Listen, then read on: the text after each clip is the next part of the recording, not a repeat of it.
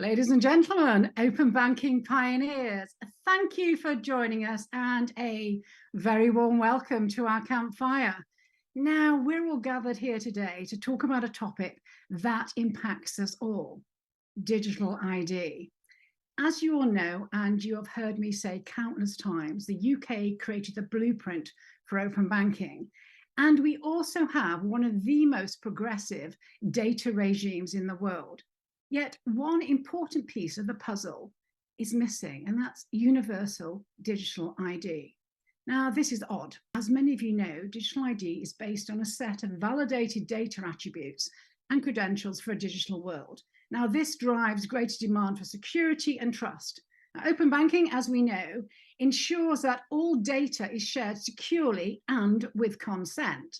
So, yeah, many Brits are still a little, shall we just say, squeamish about digital even identification, even though we're all quite happy to hand over sensitive details like a card, information, home address, to everybody from online retail giants to anonymous eBay resellers. Yeah, it is odd, isn't it, really? So we would like to start by addressing those fears head on. Digital ID simply shares data securely with your consent to prove your identity. It can improve access to public services, remove friction from onboarding, and improves access to financial services, whilst making those services more effective and efficient and far more personalized. That's got to be good, hasn't it? Yeah. Nonetheless, we don't have a universal digital ID in the UK, which makes us something of an outlier. Now, that's not easy for me to say. Now, I return to my point about us leading the way in open banking globally, and digital ID being secure sharing of a set of validated data attributes and credentials for a digital world. Now, there seems to be a bit of a mismatch here. Now, I understand it's a political hot potato. Maybe, just maybe, as an industry, we can share more of the advantages of open banking, our trust framework, to educate and inform and inspire, because nobody is born knowing about open banking. So that's our challenge, and I hope you'll all sign up to it. Now, I would like to take a quick whistle-stop tour of the world before we start with our panel session, just to benchmark the UK. So let's look at India. They have the ADAR ID system. That's the world's largest, and it now processes more than 1 billion auths, okay? And that's almost 95% of the population, which is over 1 billion people. Last year, a senior official out in India said that equated to a saving of 2.2 trillion rupees, which roughly equates is $29 billion.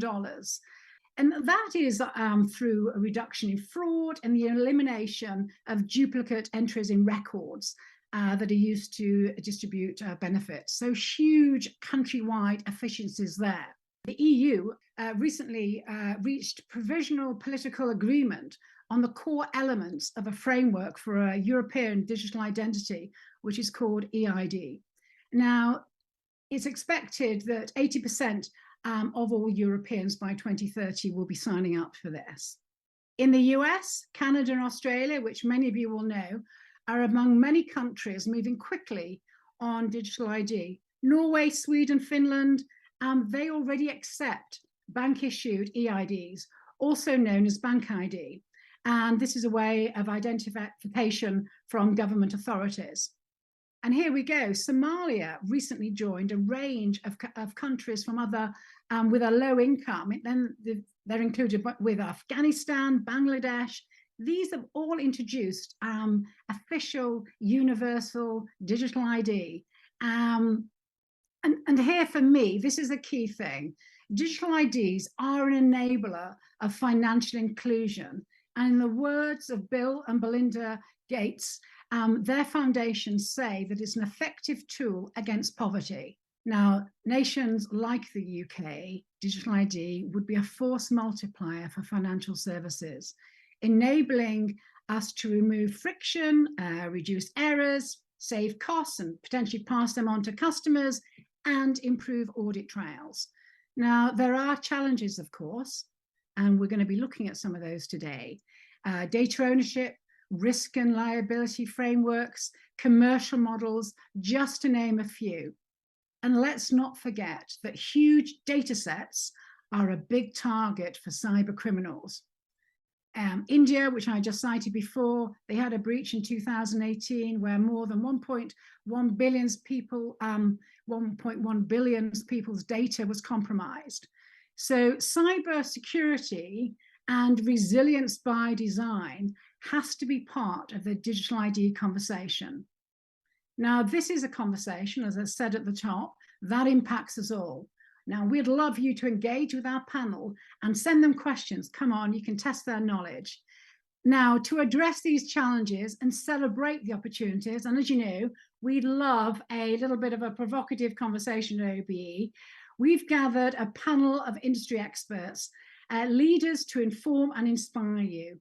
Our panel today is hosted by industry legend and giant Mike Chambers, who will start off proceedings with a fireside chat with Stacy Wilkinson from NatWest, who's joining us from Cybos. So Mike, over to you. It's all yours. Helen, thank you so much for that introduction. It's a real privilege to be on this call and this fireside chat this afternoon with you and everybody in the OBE community. So thank you so much for that privilege. And as you introduced Stacy to us, you mentioned she's in Cybos. So Stacy, day 4 of Cybos. We won't ask for all the gossip. We'll stay on topic today, but I assume you're anticipating the Cybos party tonight, the legendary Thursday night party. But anyway, welcome, Stacy. Hi, thank you for having me today. Fantastic. It's great to have you on here. I've given the Cybos plug. I wonder if you could perhaps just give us 20 seconds on why you're on, why we're having a chat this afternoon. Just a little bit of background for those folk who don't know you. Absolutely. So pleasure to be here this afternoon or morning if you're in Canada like I am.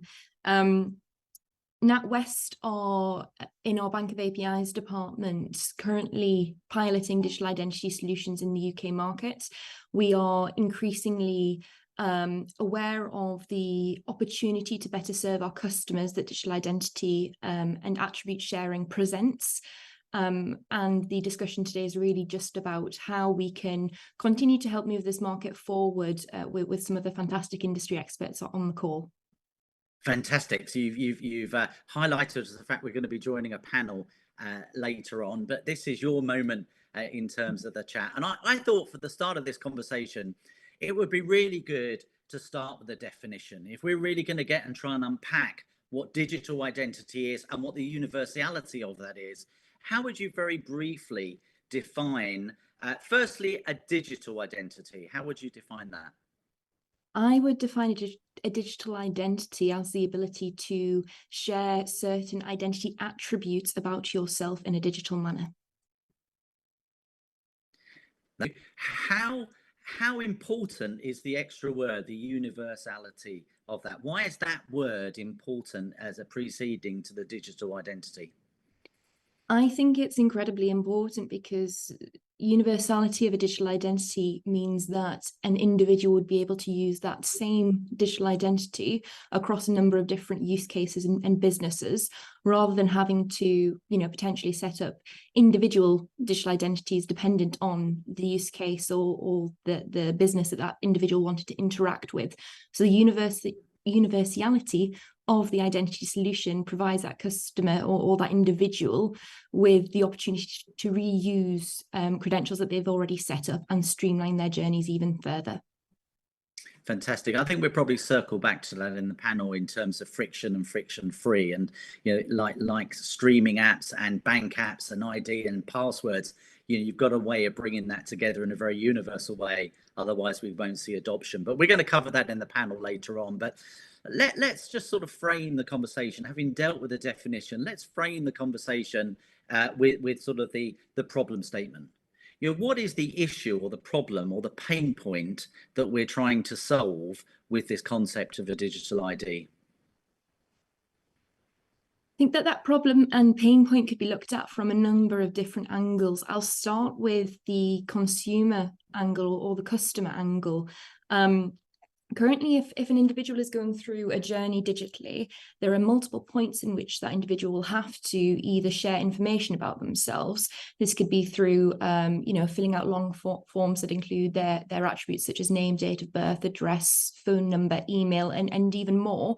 And also potentially uploading scans of photo ID that individual holds to prove that it is themselves in that journey. And that's all before, you potentially get to the point of a payment being made if this is within an e-commerce type of journey. So that individual have to go through, sometimes it's quite streamlined and it's 5 to 6 clicks. Sometimes it's 10 or 11 clicks of a flow where that user is being asked for different bits of information, to read different elements of kind of consent signing up to, with them sharing this information with this third party. And that creates an incredibly friction-filled journey that individual has to go through every time they want to access a goods or services online. Now, there's obviously fantastic examples of companies that take a really user-driven approach when they're designing these flows. But for the most part, your generic e-commerce site, it is quite friction-filled still. Secondly, kind of when you're approaching it from a business perspective, that journey can be wrought with fraud points, manually taking a scan of a photo ID, for instance, from a customer, or the customer pre-filling their own direct debit and sort code details manually, the potential for user error, or the potential for fraudulent players to type in incorrect direct debit details and defraud a company.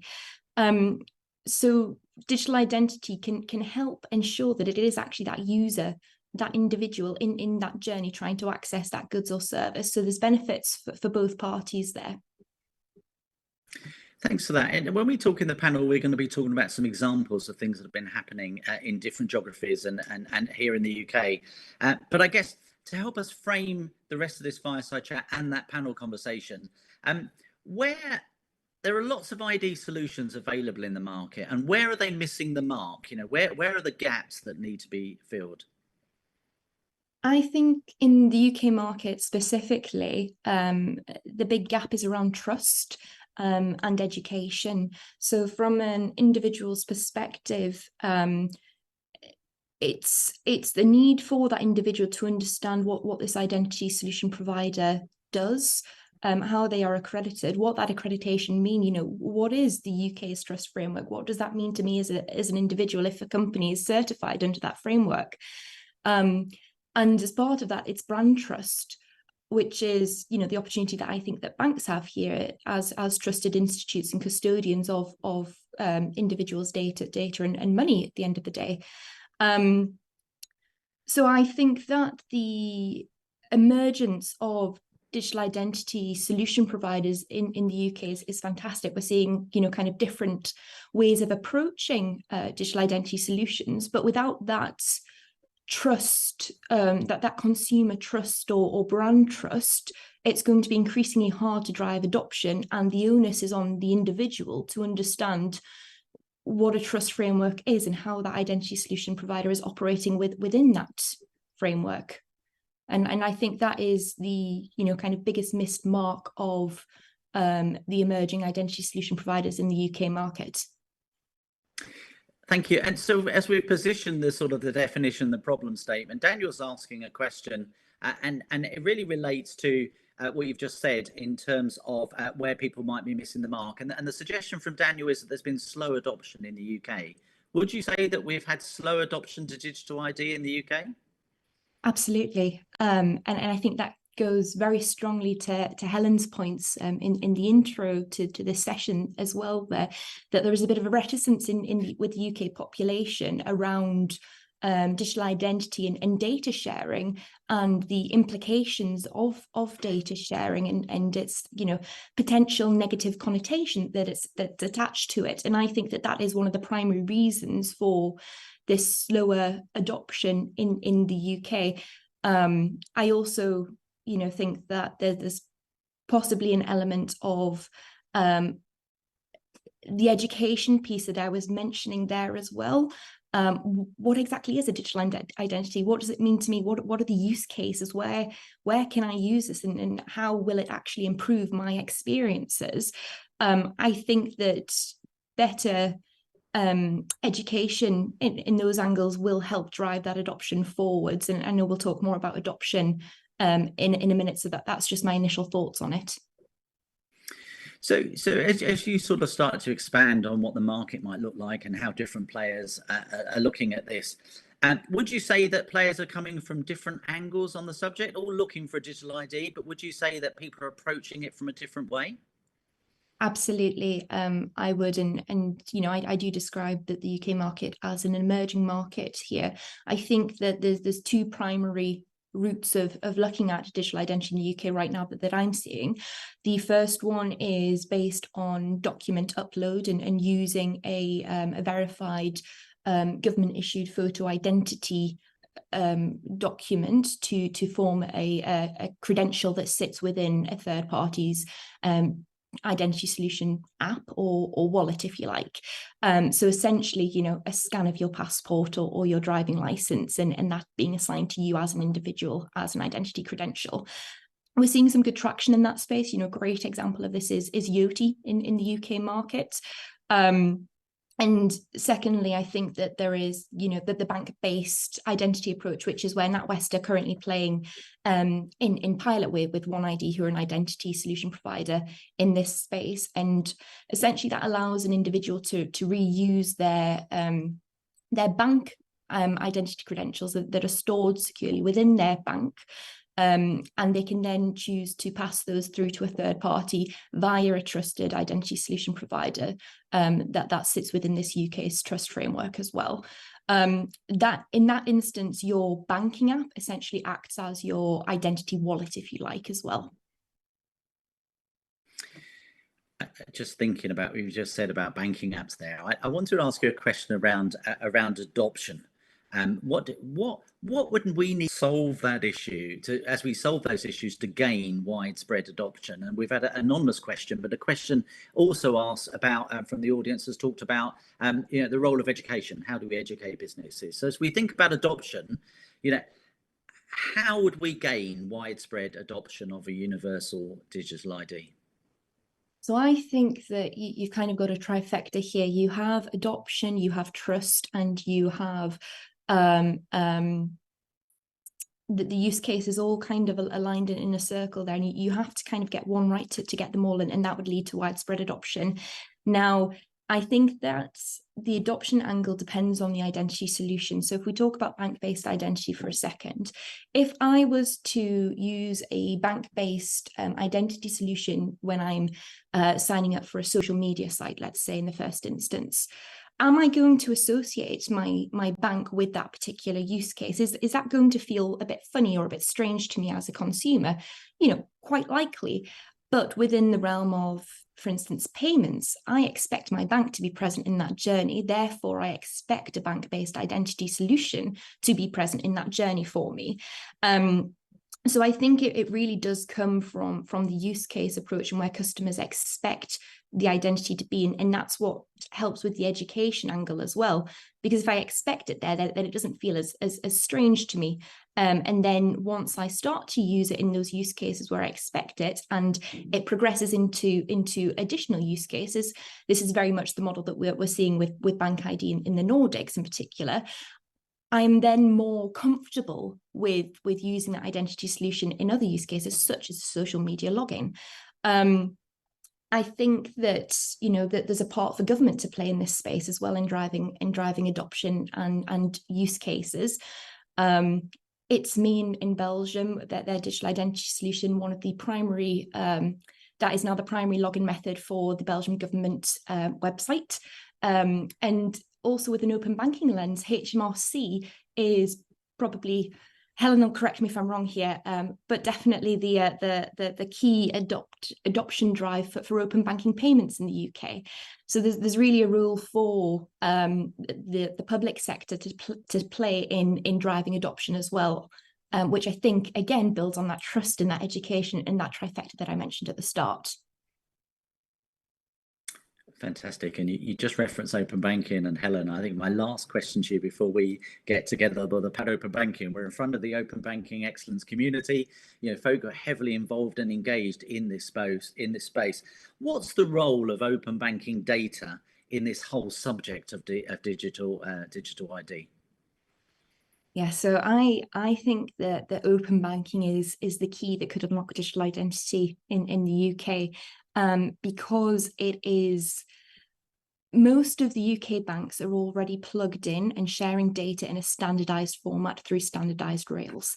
That is an incredible infrastructure that can be leveraged with capabilities beyond. So if, from a consumer perspective, this would mean that my journey to retrieve my bank account information from Bank A should be virtually the same as my journey to retrieve that bank account information from Bank B. So if Bank A and Bank B allowed for additional attributes, identity attributes, to be shared in the exact same manner that I'm sharing that account information, such as my sort code and account number, I, as a consumer, and them are then able to share those identity attributes in the safe and trusted way that I already use to share my bank details. It's an incredible rails that's already established, already has adoption and an element of trust around it, because at the end of the day, I, as a consumer, am sharing this data from a trusted brand that I choose to bank with. So I think that open banking lets all the rails be present in the journey for consumers to then use. Fantastic. Building on the fantastic achievements of open banking, that's great to hear. We're just going to round up, and I guess just as we round up this fireside chat, there was sort of a tagline to today's thing and it said, was it myth or reality? And if I think about the reality of banking or digital, very quickly, Stacy, what's possible? What's the art of the possible as we think? If we were to think big about a digital ID and the universality of that, what's possible? What would you be gunning for? What should our moonshot be? I think that we should be gunning for an incredibly widely adopted, reusable identity credentials that I can store within my trusted bank that I've chosen. I don't just mean the attributes that a bank holds on me. It would be, fantastic to be able to store additional identity credentials within that same place, and essentially use my bank as that trusted custodian. So things such as, my photo ID, my employment records, anything that I choose to store there for the purpose of reuse. Fantastic. Lovely. Well, I've just seen a great question from Dan, but Dan, I'm going to hold that until we get to the panel, if that's okay with you. So hopefully it'll stay on my screen long enough. But Stacy, Dave for us, boss, that's a bit of an ask to get you onto a call and a fireside chat. So thank you very much for sharing some thoughts with us. We're going to expand this out now to the panel. Paula Sussex from One ID and Philip James from Eversheds Sutherland. I'm probably not going to burn the time we've got available today in terms of introductions. I guess if folk don't already know the panel, there's always the benefit of LinkedIn to be able to look up about folks. So hopefully all the people have joined me. I haven't got a great screen in front of me at the moment, so I haven't got everybody up in front of my screen. So hopefully everybody is there. Think about to the panel is a question here around one of the things that Stacy touched on, which is around Bank ID already. A functioning proposition in several countries, and I think we've heard reference to India, the Nordics. I probably just turn to and Belgium as well. I heard about from Paula. Paula, can we just ask you for a 1 or 2 line about what might be happening in this space in Belgium? Yeah, absolutely. I mean, I can do both Norway and Sweden and Belgium. So Bank ID, which is the trading name in Norway and Sweden, has about, I would say, in Sweden, they do about 6 billion transactions every year, which means every citizen is using it pretty much every day. It's me, very, very similar. the thing that Stacy very beautifully set out, it has absolutely become bank verified ID a normal part of their life. It is what they do, and it's used for everything from government transactions to e-commerce to to more document signing, etc., etc., etc. So it is truly universal bank verified ID in both the Nordics and in Belgium. Thank you, Paula.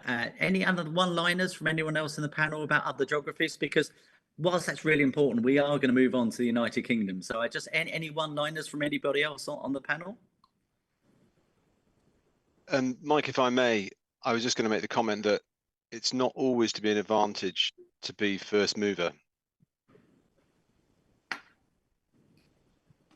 Absolutely true. Yeah, follow on sometimes is really useful. Thank you, Philip. Anyone else? I'd absolutely agree with what Philip's said there. It's the second person who really gets the party going, shall we say.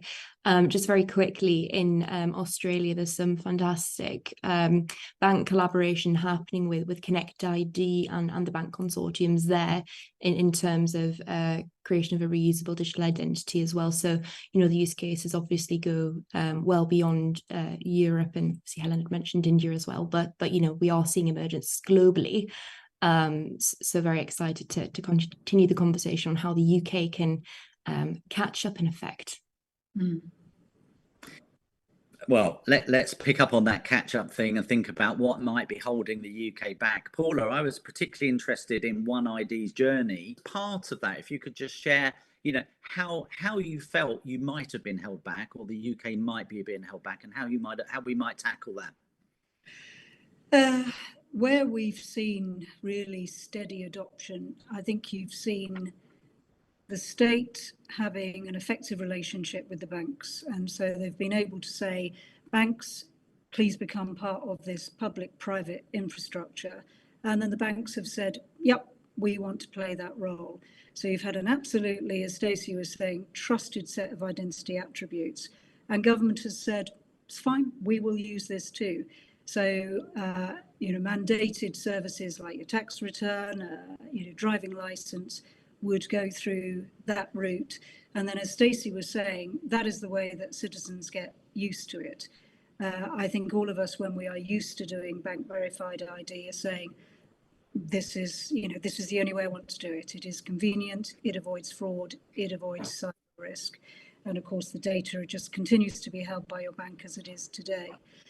So given that we don't have that in the UK, the government for most citizen transactions will go, is deploying one login.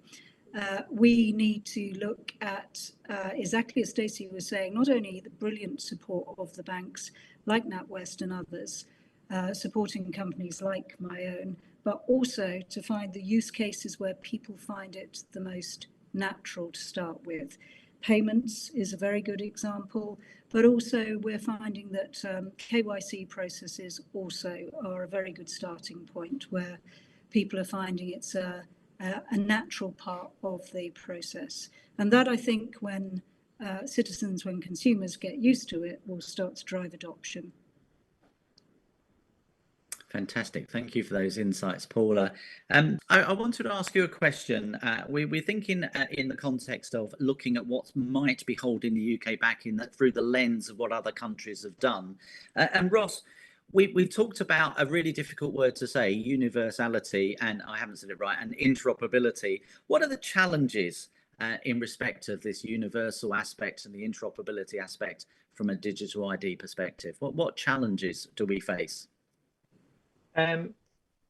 So it is a difficult challenge to get this in place.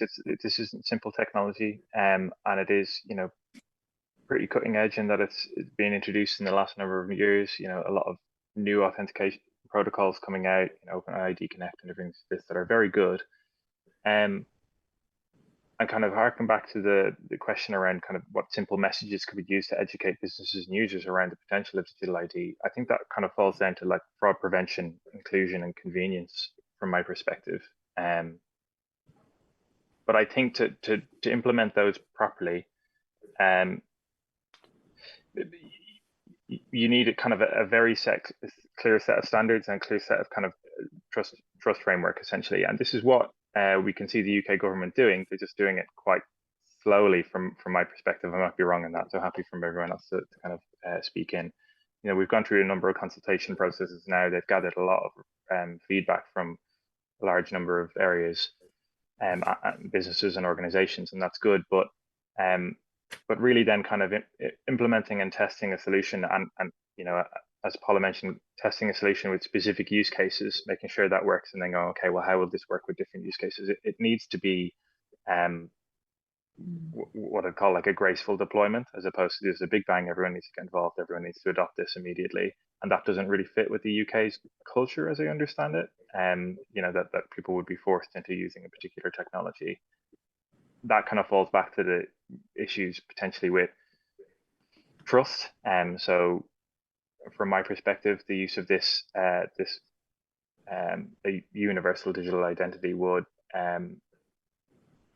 greatly improve fraud prevention. You know, it's an area that identity theft and different things like this are fairly simple to do right now, actually, like with simple social engineering techniques and other kind of online identities. Or, you know, if you look at corporate identity and personal identity, there's constant account compromise happening, and you know, that's something that keeps me in a job. But it's something that we can, if we put, so this is potentially an area where people have worries about it, and they're kind of concerned and saying, oh, we're just blowing this problem that is quite fraught with kind of security issues currently. We're expanding that out into something that's universal and potentially centrally managed. Potentially issues around that, or misunderstanding of kind of whether we go with a sovereign identity solution or something that's federated and managed across organizations. So I think there's layers of trust and improvements to security and privacy that will be introduced to this, but there's a concern in and around the trust associated with kind of players involved, from my perspective. So that's as aside from the technical element. But yeah, so it's a technical challenge, but it's also, I think this is somewhat a cultural challenge, and getting different organizations and different you know, institutions and the government itself, who all have different value structures and different driving kind of forces to align in their objectives to deliver something that's going to be really interoperable and universal in that way is just a challenge, regardless of the project. So this is a difficult project, but it's got those issues with it. Ross, thank you for that. Philip, I was going to ask you a question about whether a regulatory question, but I'm going to ditch that one because let me just ask Philip an assumption that somebody's made in the question. There's the assumption that's been made in the chat, which says, well, surely if you introduce a universal digital ID, you're just going to suffer a breach or a cyber attack. So, you know, almost why bother, because it's inevitable. We're going to see compromise. Philip, I just wonder whether you had a view in terms of, you know, that dynamic of having a universal digital ID, but then the dangers of, or the probability of, a breach or a cyber attack. Yeah, and I thought, well, hit the nail on the head there, Mike. It's the this constant balancing act between ensuring that there's a frictionless means to transact online and building trust in the digital environment versus what could effectively be this universal ID, straight passport, what it might be, or identity card that's in the digital space. But of course, if call it, Ross understands terminology like a threat actor, criminal, hacker, is able to control that. And actually this happens online when, you know, when people have physical burglaries, when they take paperwork, utility bills and whatever, they can then impersonate people online and essentially replace them. Now I know that's sort of worst case scenario, but if you have a universal ID, we just need to make sure there are the checks and measures in place to make sure that that may happen, but let's keep it to the absolute minimum, because we must acknowledge that it's not it's not possible to have 100% security. It just doesn't exist. But it's all about mitigating the risk while driving innovation, and it's just getting that balance. And I think that we've obviously got the onset of artificial intelligence at the moment as well. And so the point I was making earlier about it's not necessarily an advantage to be first mover is that actually you could say the UK is actually in a great position because it's kind of got the ability to, although it has perhaps been moving slower, it's got the ability to put in a really robust framework that will have greater longevity, because it can sort of review some of the standards that we've got at the moment, for example, in relation to strong customer authentication and regulatory technical standards. So there's those three attributes: possession, knowledge, inherence, two of which need to be satisfied in order to make sure you've authenticated or verified someone. Now, the third one is particularly controversial, inherence, which actually relates to biometrics, who you are. Now, that from a privacy perspective, that has issues, of course, because it indicates biometric data is particularly sensitive under data protection law.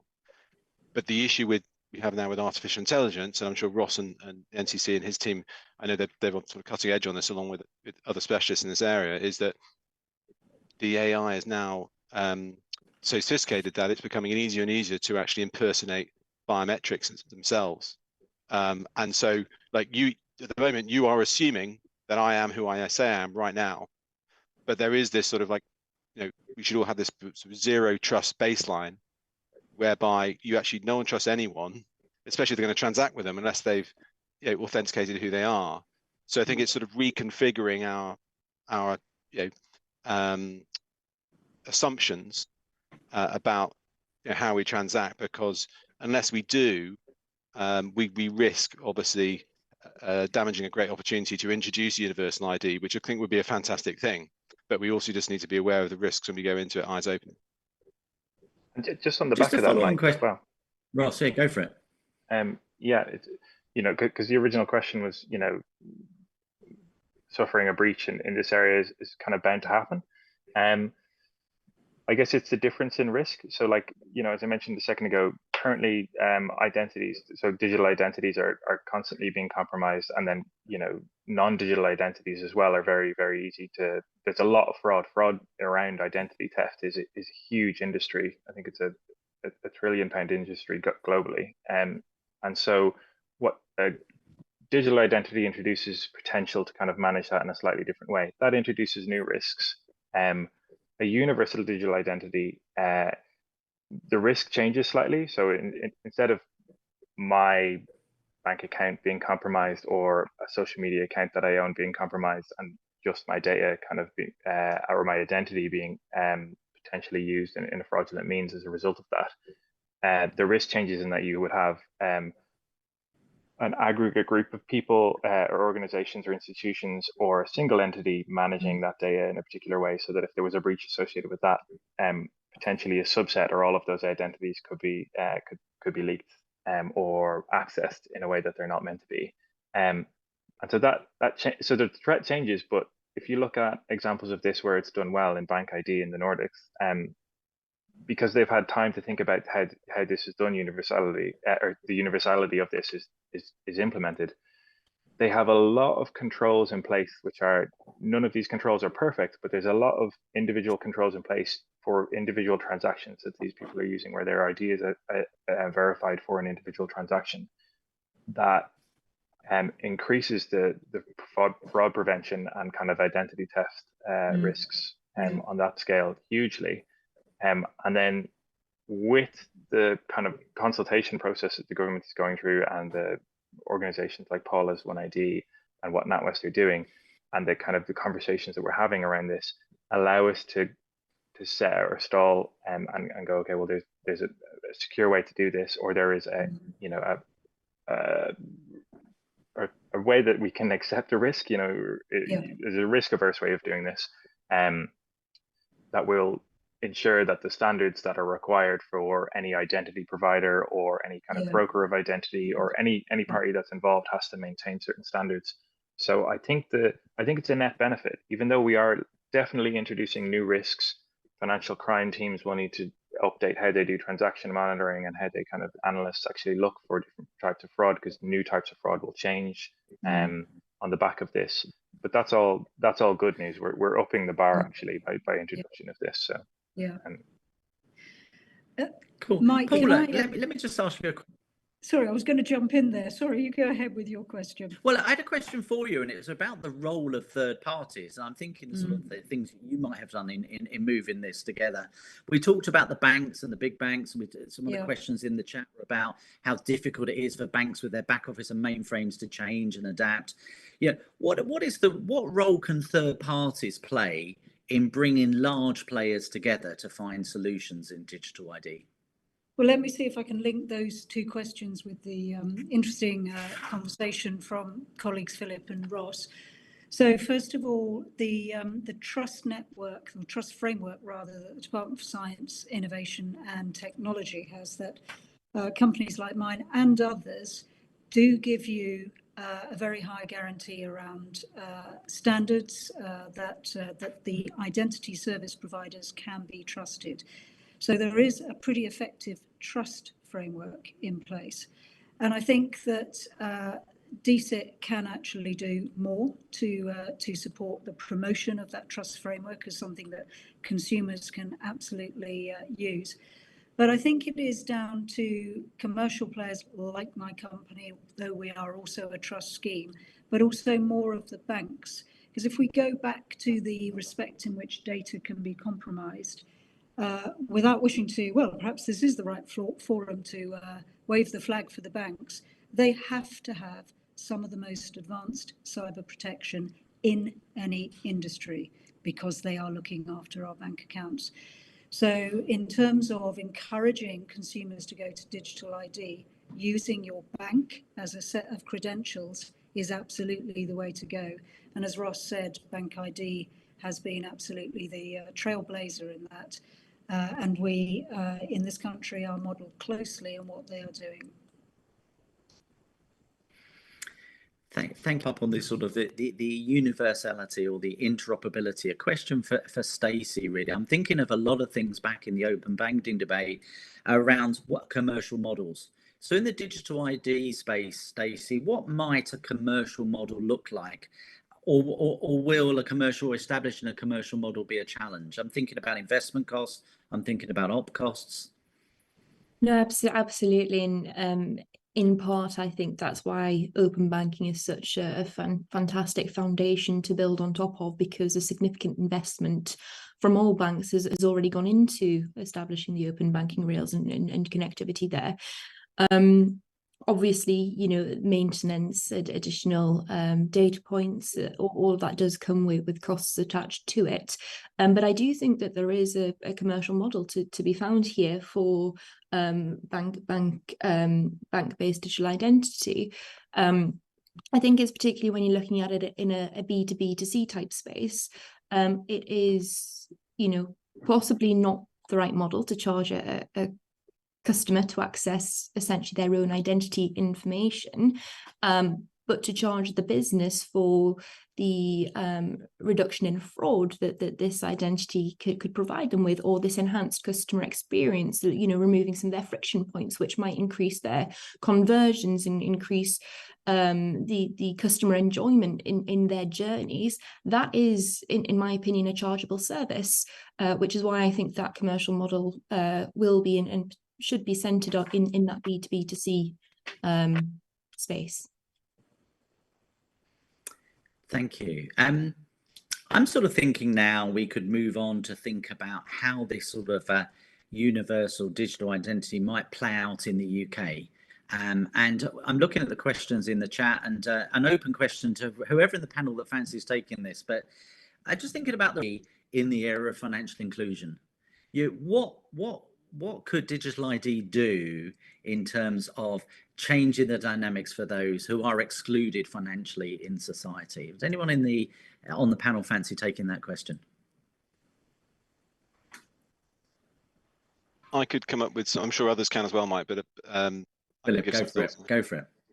Well, I suppose, I mean, there's an obvious point clearly in the digital environment, in that, you know, the more sophisticated we are, and, you know, people have their iPads and mobile phones and God knows what else, that whilst it's all becoming frictionless, there's people are excluded because they don't have an iPad, or, you know, they can't pay for broadband, or etc. The list goes on.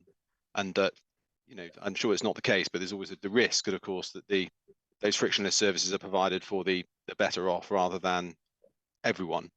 And of course, access to finance is a fundamental human right, and it's important to ensure from an ESG and vulnerability perspective that there's equality there. I think though that there should be encouragement and education around the digital ID, because if we do this well, they should maintain trust in it. I do, this is obviously a contentious point, but for example, where I live, the physical banks are closing. And my own view, and people may not agree with this, but I think the best solution often is still a mixture of analog and digital. And I think there is a risk if we go 100% digital that we do potentially risk damaging those like the infirm who still go down to the high street to get this and that. They still like, look, I want the digital ID, but actually I'd like to do it in an analog kind of way, even if actually we know that may even be less secure. That's not the point. It's still the perception of it. And I think the second point I was going to make was, from a digital ID perspective, it does give us the ability, hopefully, to have more accurate analytics, assuming people are happy to share it from a anonymity perspective, because I know there's some great things being done by like Smart Data Foundry and other research institutes in the financial services sector, who are really giving us sort of advanced warnings in and around what the trends are, advanced warnings and predictions of people having threats of the credit they have, the mortgages they have, and then be able to act on that early and actually sort of identifying which people in which regions sort of have those challenges. And I think there's obviously a privacy issue there that needs to be tackled, but I think having that information that can help provide support to those individuals could, I think, be reinforced and supported by a universal digital ID.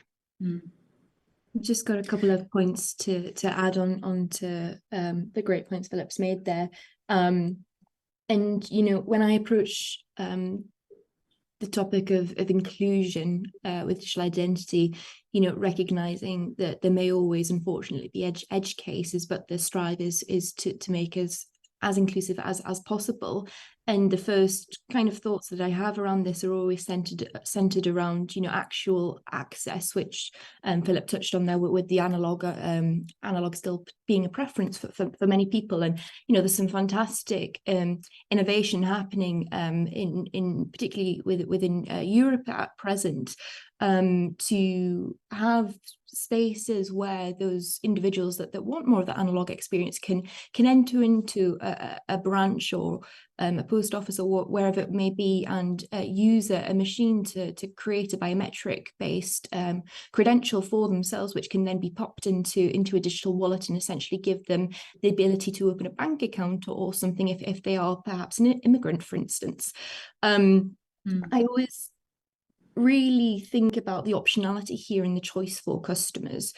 Some customers' preference might be this bank-based identity solution. We know from reports in the FCA that there's currently around 1 million UK citizens that are unbanked and therefore automatically excluded right now from a bank-based digital identity solution.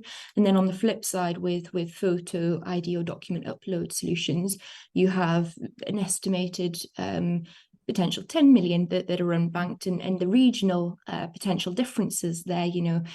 Perhaps there's a greater population of individuals within London that have access to photo ID versus a small county elsewhere or a small town elsewhere. So there's lots of thoughts that kind of go into this inclusion play, but giving consumers the optionality or the choice in the identity solution that they want, I think is increasingly important. And I do think that's where the UK's trust framework sets us up really well. Obviously, choice to a certain extent. We don't want to see checkout screens, for instance, in e-commerce worlds with 100 different options for identity, but against each kind of theme of document-based identity credentials or bank-based identity or biometric-based identity. It would be great for the consumers to be able to choose the one that suits them and their needs best. Thank you, Ross. We've just been asked a question by Paul, and he's picked up on the fact we've been speaking about consumers, individuals. We've been talking about some of the dynamics there. And the answer to this question might be a single word. It might be yes, Ross, but you might want to add a couple of sentences. But he's asking, that it's not just consumers, that need to interact with businesses and government. Businesses need to interact with other businesses. Businesses need to interact with government. Can a company have? Is the question from Paul. Ross, I don't know if you've got a view on that. So I guess yes, but in kind of an odd way. So Stacy mentioned a useful term to kind of succinctly describe this a second ago, which is B2B2C, which is business to customer. And so businesses have had this challenge for kind of a long while in needing to be able to collaborate with each other securely. Particularly, Philip will know this, very well, in that working in the legal industry, you're getting sensitive information from clients and other parties, and you need kind of a secure means to be able to share them back and forth.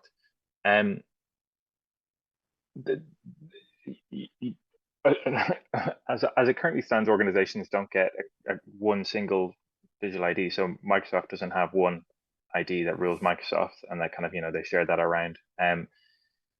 There are identities prescribed to different use cases, different services, and different accounts that are doing different things. So different APIs, endpoints have different tokens, or if you're a consumer of it, for instance, one of NatWest's APIs, you would, even if you're another business, you would get a token or access to that API in a particular kind of secure authentication mechanism. And you would have that trust model then centered in. So business to business, there are ways of doing that currently.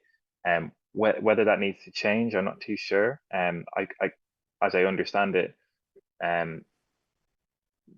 there probably needs to be changes to the way this works, so that consumer identity, or kind of citizen identity, can be managed in a way that's more inclusive, reduces fraud, and is kind of more convenient in relation to the things that Paula mentioned earlier on around KYC and kind of the other limitations. So while I think it can be done, I think the focus is more on kind of humans as opposed to corporations and institutions. But I'm gonna go to the wider group. Is that correct? Am I understanding that correctly in regards to the ambitions? So I agree with that. I do think there is an increasing rise of use cases that have the need for that human or individual to have their identity linked to the business that they operate within, or own, or however it may be, which could be based on how that business banks, but in use cases such as trading, I'm an individual as part of this organization trying to make this trade. So I do think identity does come back to that human element, but there is absolutely linkage to where an individual is acting on behalf of a business that they have the right to do so on, and that needs to be part of their potential digital identity. As we conclude on this section, I wanted Paula to ask you a question. As I've been listening to what folk have been saying, I get this feeling about sort of underdeveloped services, a bit of friction, things are a bit difficult, a bit of pain points. Paula, I just wonder, if I was to ask you what would a friction-free digital ID journey look like? For me as a consumer, what would that feel like? Well, I would certainly say it's the One ID consumer experience. So ours is, and thank you for that one, Mike. So ours is a very, very simple 3 clicks and a few seconds of a journey.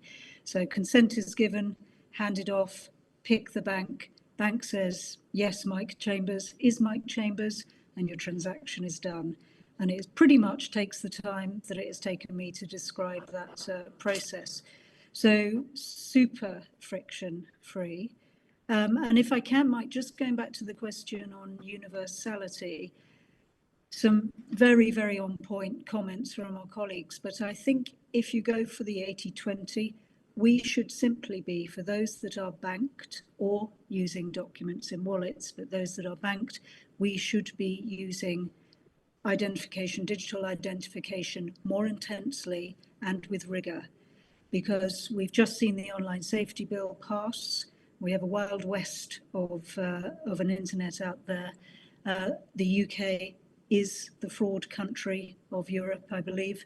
We have the ability to make our online existence more secure, less fraud, less abuse online. So there's a sense in which, for those with 50 million we have in the UK with online bank accounts, we have the ability to do more digital ID now. Exactly as Philip said, we will always have citizens who don't have the ability for all sorts of reasons to go online, and they will always need to be supported. But the very, very vast majority can, and all of our companies and our banks can simply be building it into their processes more. Fantastic. You know, if you've glanced at the clock, we're very, very close to burning our circle back to the exam question. The topic of today's fireside chat and panel discussion was a universal digital identity for the UK, myth or soon to be reality. And as we sort of round up, I'm going to ask each of the panel for sort of a one key takeaway, a one thing that they would like to leave with this Open Banking Excellence audience this afternoon. Perhaps start with Ross. What one thing would you like us to take away in terms of a digital identity for the United Kingdom? So I think there's an opportunity here, as Paula just mentioned, that we've a great opportunity to increase security and have kind of net benefits there, huge benefits around fraud prevention, inclusion, and kind of improvements to people's user journey around kind of interaction with these services. However, saying that, the devil's in the detail, and there are a large number of risks here, and those risks change. And so how we implement these controls and this new technology is, we need to be very, very careful with this. We're dealing with people's not just their personal information sometimes, but just very sensitive information that people have a right to for us to care for properly and to handle correctly, and with kind of privacy and consideration that this is their identity. Because a large number of third parties are involved, we just need to be very, very careful in that regard. And so that requires a lot of testing and a lot of validation of whatever fit for purpose solution that we come up with. So I think there's work to be done in the security space. Ross, thank you for that. And I hand over to Philip. What one takeaway would you like to leave the OBE audience with? I think I'm just picking up on the point Paula made, and actually great minds think alike, or just nice when you have coincidences on particular themes. But Paula mentioned the online safety bill, which was passed this week. And it's a fantastic point, that, because obviously I know it's not necessarily in the financial services sector, but it's the importance of strategically interlocking and dovetailing legislation that can help support one another. So it's all very well sort of just passing legislation and say, right, we need to get this universal ID out, but actually you need to have drivers there in other sectors. So for example, it's quite an onerous, I'm not going to get into it, we haven't got time, but the online safety bill places great onus on tech providers to sort of proactively police the platforms. Whereas actually you've also got to, if people want to write stuff like graffiti on a wall, they need to be prepared to sort of at least share their ID, not necessarily with the whole world, but with their provider, so that if they are writing stuff that is defamatory or obscene or whatever, that you know, and I know there has to be balance with privacy, but I'm a privacy lawyer myself, so I'm fully aware of that. But that would then, I think, help support the concept of digital IDs, because it has accountability, and I think it's, you know, it's just getting the balance right at the moment. That's sort of switched, you know, very heavily on the tech platform provider, so I think that's probably where it's heading. Philip, thank you. And then Paula, just a final takeaway from you for the audience. Yes, I think with the open banking infrastructure and the DCITS trust framework in place, the UK has all the infrastructure it needs. Let's get on and use it for digital ID. Thank you, very, very succinct. Thank you for that, Paula. And Stacy, we started with a fireside chat from you. You joined us with across the panel. Let's conclude with a final comment from you in terms of one key takeaway. Absolutely, and you know, it's very much echoing everything that's been said on this call, and Paula's key takeaway just then. This is happening, it's here now. We have the infrastructure. It's really up to the banks to start actively playing and collaborating in this space to really drive adoption and use cases forward. So I leave with a lot of optimism and hope that we'll see this market greatly increase in the next 6 to 12 months with bank support. Thank you. Ending with a bit of optimism and a challenge out to your banking peers and your banking colleagues across the industry. So thank you for that. Stacey, thank you so much for being part of the chat at the top of this fireside session today and for joining the panel. To Ross, to Philip, to Paula, thank you also for joining the panel and being part of this conversation. And to Helen, thank you so much for asking me to co-host the session today. It's been an absolute pleasure. And with that, I'll hand it back to you, Helen. Mike, thank you. Absolutely superbly hosted. I'm curious, Mike, what would be your one key takeaway? Do you have one? I think the one I would probably echo, Stacey, is that sometimes you just need a coming together of the banks and third parties to come together just to get on and do it and stop talking about it. So I think of all the ID friction I go through in an analog world, how much better my life would be if we can sort that out from a digital ID. So it's a way of bringing the community together to deliver a solution, a little bit like you bring the community together at OBE from an open banking perspective. Oh, superb answer. Thank you. So really, as a shout out for everybody to lace up their trainers and let's get moving. What a superb panel. We will be continuing this conversation, and we will be sharing this content across all of our channels. So I'd like to say another big thank you to you, Mike, and also thank you to Ross, to Stacey, to Phil, and to Paula. We will be sharing much more from them. But if I could just go back to the challenge that I set everybody in terms of breaking down some of that resonance, resistance, that Paula was talking about in a fireside chat, I think that comes back down to education. So we've got some experts here. We've got, a depth of open banking infrastructure. So if we can all share this content and more content that we'll be putting out, that has to go in part to some way to informing, educating, and inspiring. So again, a big thank you to the audience for listening. Also to my team, the OBE team, who work phenomenally hard for you, our audience, they work tirelessly behind the scenes on so many topics. But I do know that when we canvassed the industry at the beginning of the year, this was one of the big topics that everybody wanted to talk about. So thank you for all the information that's been imparted.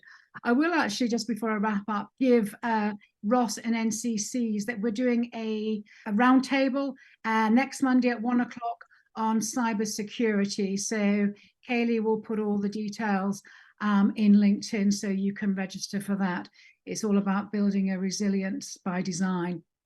So with that, I would like to say a big thank you again to all the team, and thank you for everybody for watching, and wish everybody the very, very best of health. Thank you and goodbye.